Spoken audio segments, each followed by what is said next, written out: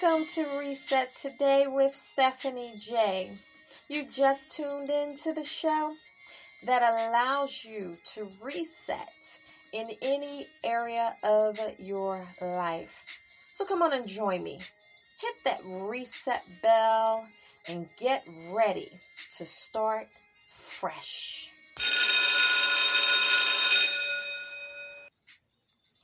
I am so happy to be with you once again on this day. It is the 9th day in the new year of 2021, and I pray that you are well.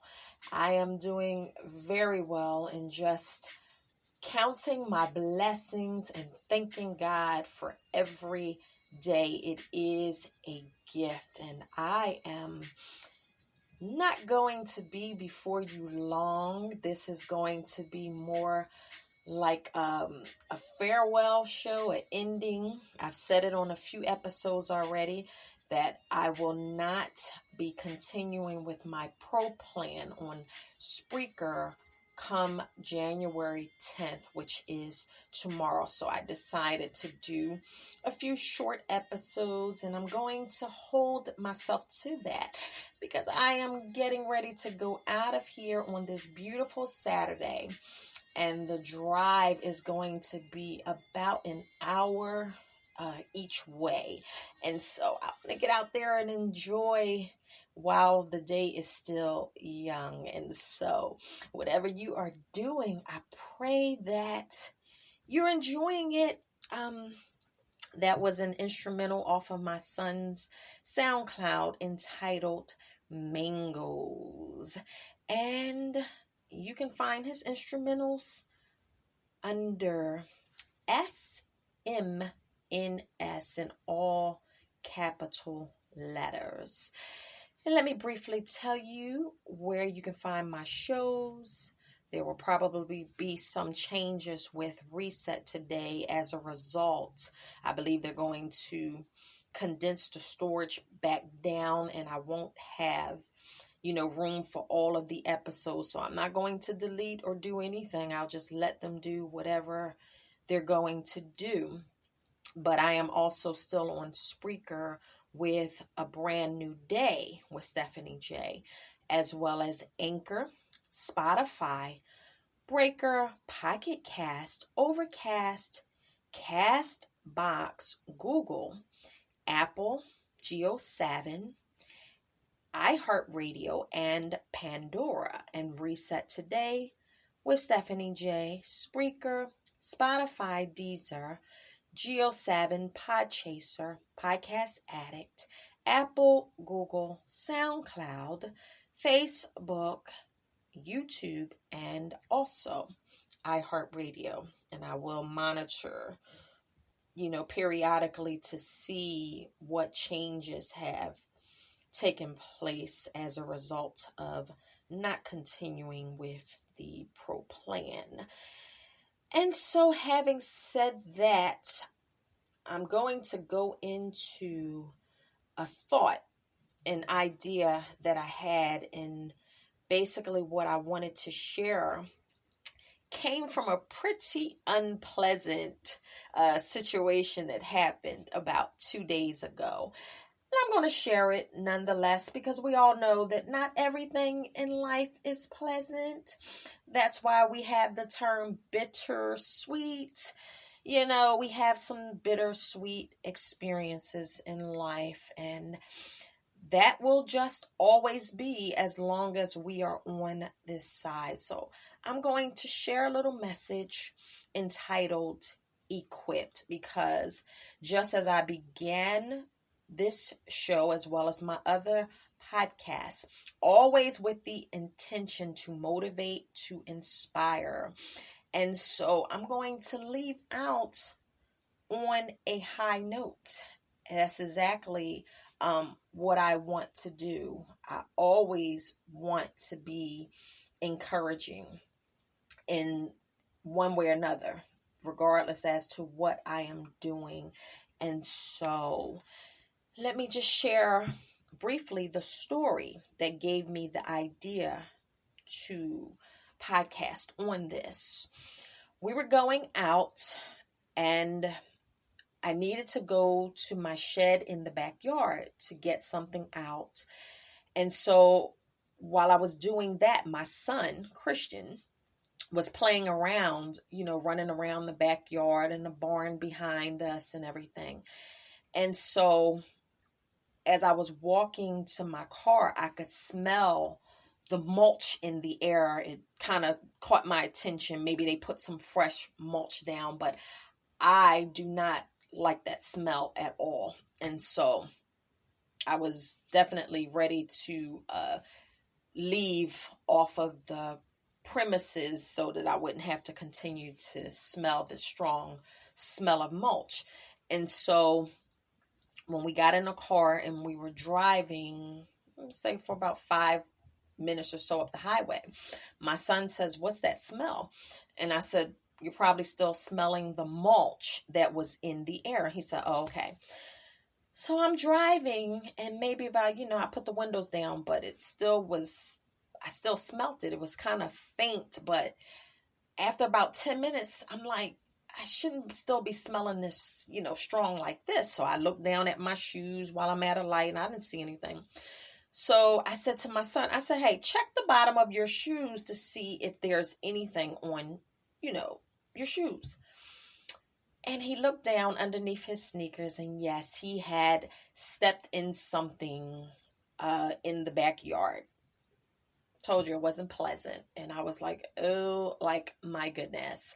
And so I put the windows down even more. I was about 5 minutes away from Walmart. So I pulled into the parking lot, told him, "Get out of my car," like, immediately. And I popped the trunk. I told him I keep water. My car is equipped with pretty much everything that I need to keep in my car. I have cleaning supplies. I have bottles of water to use to clean stuff. I have brushes and rags, and my husband made sure I had all of the things that I would need. He bought a detailing kit, and also like a portable vacuum, and so I had my bucket in there. And so we just went to the back and got the things that we needed. And so he's on the side and he's cleaning his sneakers, and I'm like, "Yeah, make sure you clean it really, really good." And when I looked in the car, there were little traces on my rubber mats in the back, and just a teeny bit on the carpet. So I went and grabbed the all-purpose cleaner, and I'm spraying, the rugs, and I'm, wiping them out. And I noticed there's like little rocks and twigs back there. So I grabbed the portable vacuum and I vacuumed it up, and then I moved the mats and I sprayed my carpet down. And people were walking by. They probably thought that I was just cleaning my car, unaware of, the circumstances. But anyway, we did what we needed to do. When he finished with the bottom of his sneakers, I sprayed them with the all-purpose cleaner, told him to rinse them and everything like that. Made sure we got rid of every trace of it. And, took about 15, maybe 20 minutes.